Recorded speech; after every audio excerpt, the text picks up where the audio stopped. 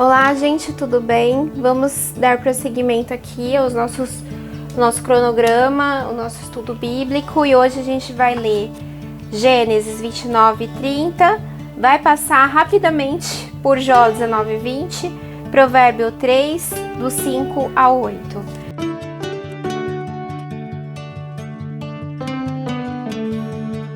A nossa reflexão hoje vai especificamente no capítulo 30, a partir do versículo 37, que Jacó, ele já está casado com Raquel, já está casado com Lia, e sofreu toda aquela enganação por parte do sogro dele, Labão, né?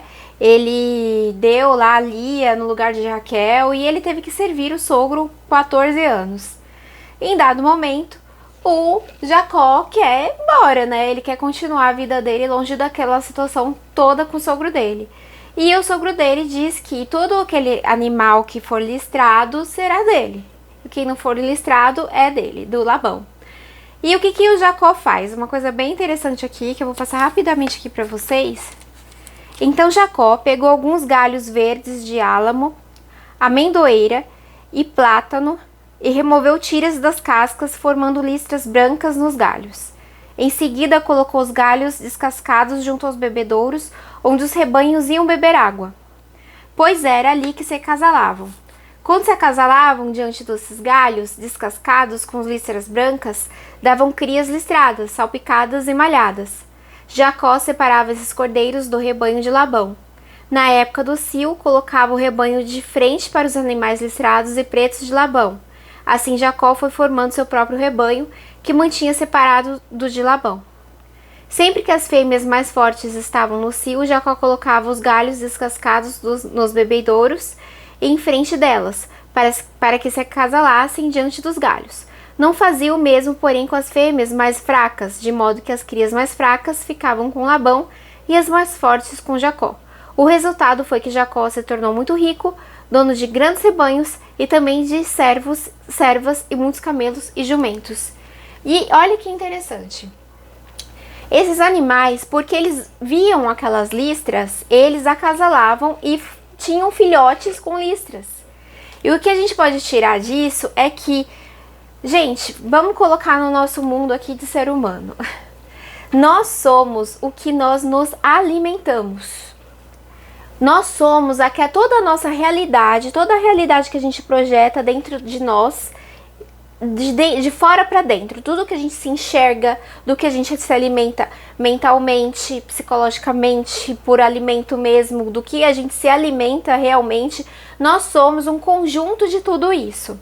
E se a gente tiver em mente o seguinte, que nós somos filhos de Deus, e somos filhos de Deus mesmo, a partir do momento que a gente tem a certeza dessa realidade, dessa verdade, que nós somos filhos de Deus e voltaremos para Deus, então nós somos filhos de Deus e voltaremos para Deus. Isso é uma convicção e uma realidade, e nós devemos nos alimentar desta certeza, a ponto de fazer isso ser real no nosso cotidiano. Quando nós formamos essa formação de convicção na nossa vida, todas as coisas que acontecem nesse interim, que é de você ser filho de Deus, nascido aqui, formado por Deus e nascido aqui nesse mundo, e vai voltar para Ele, todas as coisas que acontecem nesse meio tempo, são circunstanciais.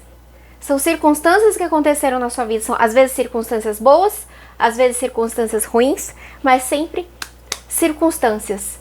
Porque você, nascido de Deus, voltará para Deus em dado momento. Isso tem que ser uma convicção na sua vida. E é disso que nós devemos nos alimentar. A partir do momento que a gente tem dúvida, receio, falta de fé, falta de confiança nessa verdade, a gente pode se deixar levar pela onda que está correndo, pelo aquilo que está acontecendo no momento. Às vezes uma circunstância ruim, às vezes uma circunstância boa, mas seremos levados pela correnteza. E a gente vê que o Jó, no livro de Jó, ele tá sofrendo ali várias interferências dos amigos, dizendo que ele é ímpio, dizendo que ele é injusto, várias coisas que podem a tal ponto de balançar a nossa fé. Só que se a gente tem certeza que nós somos filhos de Deus e voltaremos para Deus, essas opiniões alheias não interessam na nossa vida, assim como todas as circunstâncias que acontecem no nosso cotidiano. E entrando já nessa reflexão, o que eu quero dizer para vocês? Uma diferença básica que a gente tem que ter em mente do que é uma tibieza e uma aridez espiritual. A tibieza nós nos deixamos levar pelas coisas do mundo, a tal ponto de nos deixar levar, sim, pelas circunstâncias que acontecem no nosso dia a dia e afrouxar a nossa devoção a Deus, afrouxar a nossa fé em Deus. A aridez, diferente. A aridez você continua procurando ao Senhor, procura a Deus, continua a procura dele, mas ele se cala e há o silêncio de Deus na sua vida. Essa é a diferença da tibieza, onde você deixa de procurar o Senhor, e a aridez, onde você procura o Senhor, mas ele deixa de falar com você. E se nós não tomarmos cuidado com isso, nesses dois casos até, tanto da tibieza quanto da aridez, de que viemos do Senhor e voltaremos para o Senhor, e todas as coisas que acontecem nesse meio tempo são circunstanciais, nós podemos nos deixar levar pela aridez e pela tibieza. Essa parte de Jacó, onde ele coloca os animais para verem as listras, pode mostrar muita coisa pra gente, do que a gente vê na nossa vida. O que você alimenta a sua alma através da porta dos teus olhos. O que você vê todos os dias, do que você alimenta a sua alma todos os dias, o que você anda assistindo, ouvindo, lendo e alimentando a sua alma.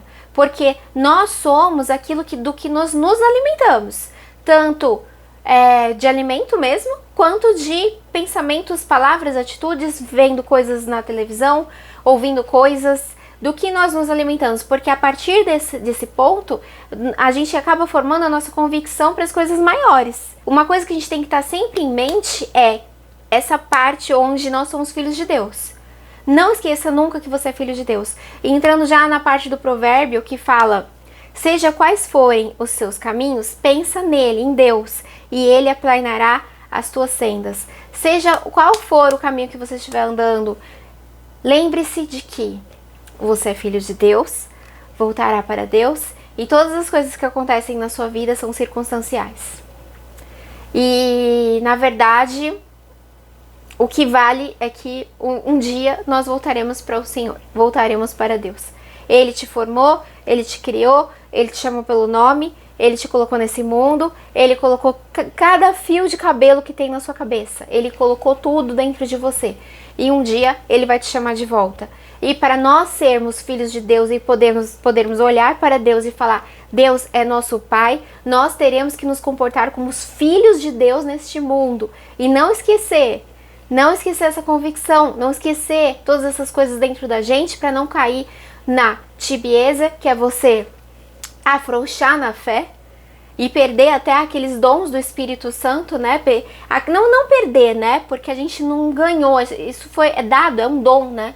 Mas deixar de amadurecer os dons do Espírito, deixar que eles criem frutos na nossa vida por causa da nossa tibieza, ou entrar numa aridez espiritual, onde você acaba não ouvindo mais Deus na sua vida. E por causa da aridez, acaba perdendo o caminho da vida. Porque Deus não fala com você, você está num deserto e você não vê caminhos por esse deserto e pode acabar não sendo perseverante na fé.